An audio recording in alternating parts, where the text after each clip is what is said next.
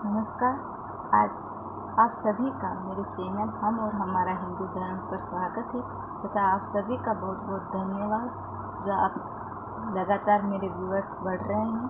तो आज की मेरी वीडियो का विषय है सोमवार व्रत की विधि। तो सबसे पहले हम ये जानते हैं कि सोमवार का व्रत क्यों किया जाता है। तो सोमवार का व्रत भोलेनाथ भगवान शिव को प्रसन्न कर मनोवांछित फल की प्राप्ति हेतु किया जाता है, क्योंकि भोलेनाथ अत्यंत भोले हैं, शीघ्र प्रसन्न हो जाते हैं। उन्हें कुछ स्पेशल नहीं ज़रूरत होती है चढ़ाने की, वो धतूरे आग ऐसी चीज़ों से ही खुश हो जाते हैं। वो एक जल के लोटे से ही खुश हो जाते हैं। वो दानवों और देवताओं दोनों पर ही एक समान प्रसन्न होते हैं। वो बस भावना देखते हैं।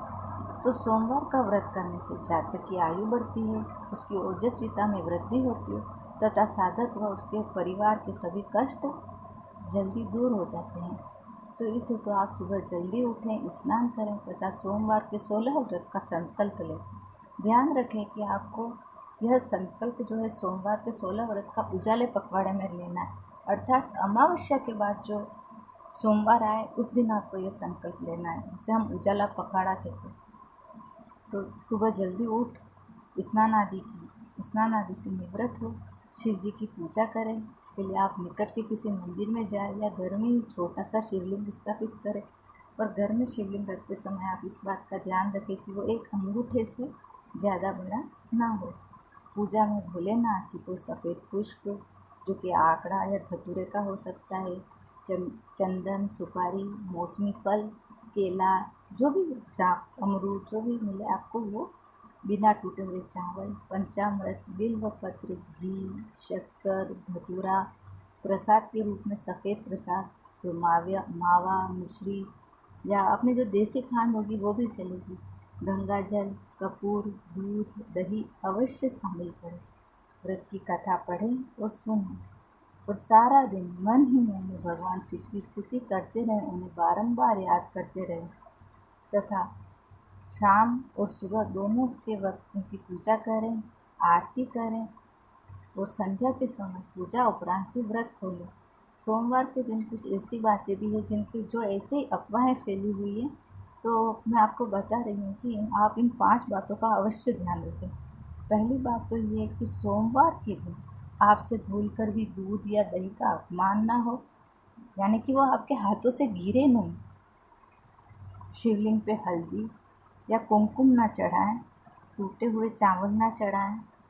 हल्दी और कुमकुम इसलिए कह रही हूँ क्योंकि ये सौभाग्य के प्रतीक है तथा भोलेनाथ वैरागी हैं, इसलिए। पानी वाला नारियल, अर्थात जो हरा नारियल होता है ना, जो हम बीमार होने पे या कम जो रोज़ बहुत सारे लोग होते हैं जो रोज़मर्रा पीते हैं हरा नारियल पानी वाला, वो भगवान भोलेनाथ को नहीं चढ़ाना है। आपको अगर नारियल चढ़ाना है तो जटा वाला नारियल बिना फोड़े हुए चढ़ाना है तथा आपको भोलेनाथ को सफ़ेद तिल भी नहीं चढ़ाते। सफ़ेद तिल विष्णु जी के मेल से उत्पन्न हुए हैं, इसलिए वो भी नहीं चढ़ते। कई जगह जब कहा जाता है कि भोलेनाथ को तिल चढ़ाने, तो वो वहाँ पर काले तिल की बात करते, क्योंकि काले तिल भोलेनाथ को अर्पित करने से बीमारी से, रोग से मुक्ति मिलती है। तथा शिवलिंग पर कभी तुलसी पत्र और केतकी का पुष्प नहीं चढ़ाया जाता, क्योंकि तुलसी जी विष्णु जी से संबंधित हैं, जो कि वृंदा नाम की नारी थी। तथा भोलेनाथ को शंख से भी जल नहीं चढ़ाया जाता है, क्योंकि शंख भी विष्णु जी से ही संबंधित है। शंख से जल आप जब चढ़ाते हैं तो वो विष्णु जी को अर्पित करने हेतु ही चढ़ाया जाता है। इसके पश्चात इस दिन आप सात्विक भोजन का ही आहार ग्रहण करें तथा ब्रह्मचर्य का पालन करें। चौथी बात, गलती से भी आपसे अपने माता पिता किसी भी व्यक्ति का, किसी वनस्पति का, किसी पशु या पक्षी का अपमान ना हो, यानी कि आप इनमें से किसी के भी साथ अनुचित व्यवहार ना करें। बाग में गए फूलों को नोच लिया तो नहीं, ऐसा नहीं करना है। ना वनस्पति को आपको किसी प्रकार से नुकसान पहुंचाना है, ना किसी व्यक्ति या पशु को आपको अपने हाव भाव या मन से या बोल के या हाथों से तकलीफ पहुंचानी है। तथा 5वां, सोमवार के दिन आपको शरीर पर तेल नहीं लगाना है। अब हम आगे बढ़ते हुए सोमवार की कथा सुनते हैं, जो कि इस प्रकार है। सोमवार की कथा शाम को पूजा के उपरांत ही सुनी जाती है। जो कथा मैं मतलब सुनते हुए आ रही हूँ वो इस प्रकार है कि एक परिवार में माँ, बेटी और बहू 3 औरतें थी। कितनी? एक माँ थी, एक बेटी थी और एक बहू थी। एक भिखारी रोज वहाँ भिक्षा लेने आता था। कभी उसे बहू भिक्षा देती और कभी लड़की देती। जो काम नहीं कर रहा होगा वही देगा। तो उसे कभी बहू भिक्षा देती तो कभी लड़की भिक्षा देती थी। तो भिखारी जो था वो बहू को तो आशीर्वाद देता कि बेटा दूधो नहाओ पूतो फलो, तथा जब वो लड़की कुछ भिक्षा देती तो भिखारी उस लड़की को आशीर्वाद देता कि बेटी तुम्हारा धर्म बढ़े तथा तुम गंगा स्नान करो। लड़की की माँ ने 2-4 बार यह बात उस याचक से सुन ली। तो उसने एक दिन उस याचक से पूछा कि हे धर्मात्मा, आप इन दोनों को 2 तरह का आशीर्वाद क्यों देते हो?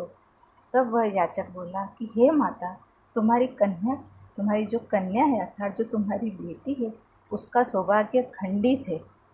लेकिन यदि तुम चाहती हो कि तुम्हारी बेटी का सौभाग्य बना रहे तो वो सोमा नाम की जो तुम्हारे गांव के बाहर धोबन है उसके घर जाकर जहाँ वो गधे बांधते हैं उस स्थान की नित्य सफाई कर दिया करे। तो उस पतिव्रता नारी के आशीर्वाद से, जो कि शिव जी की बहुत बड़ी भक्त है, इसका सौभाग्य अवश्य अटल हो जाएगा।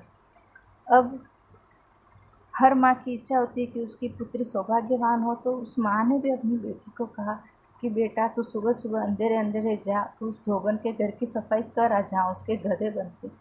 अब वो बेटी नित्य वहाँ जाती, धोबन के घर की सफाई कराती।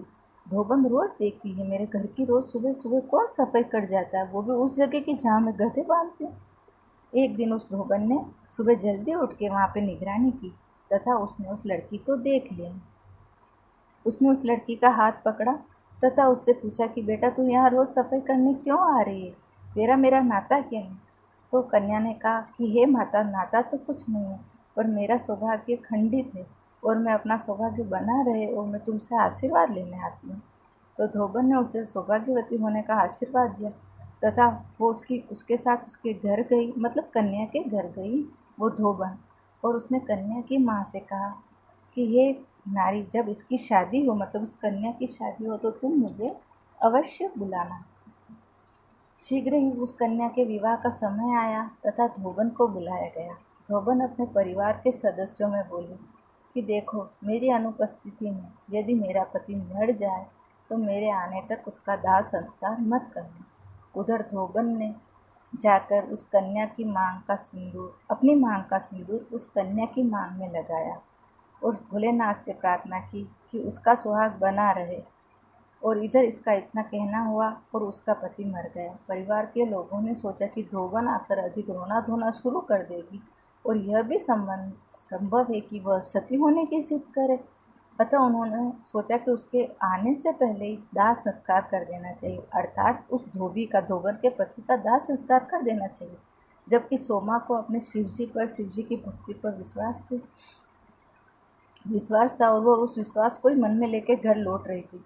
तो उसने मार्ग में ही अपने पति की शव यात्रा जाते हुए देख ली। तो उसने कहा कि आप मेरे पति को कहाँ ले जा रहे हो?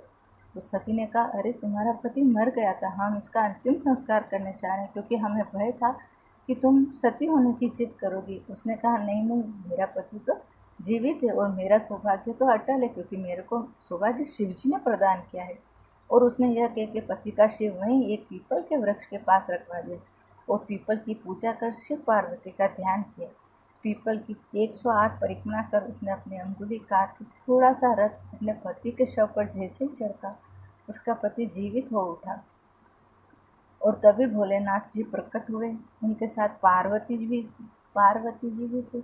और उन दोनों ने उस दिन आशीर्वाद दिया कि जो भी धोबिन नारी से सुहाग लेगा उसका सुहाग अटल और अमर बना रहेगा। और उसी दिन से धोबिन से सुहाग लेने की प्रथा का प्रचलन हुआ।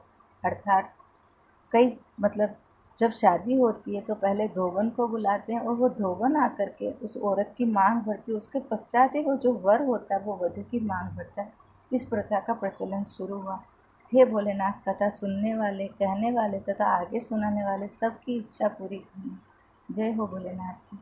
आप सभी को मेरी ये वीडियो कैसी लगी प्लीज़ कमेंट बॉक्स में ज़रूर बताइएगा। लाइक और सब्सक्राइब ज़रूर कीजिएगा। Thank you.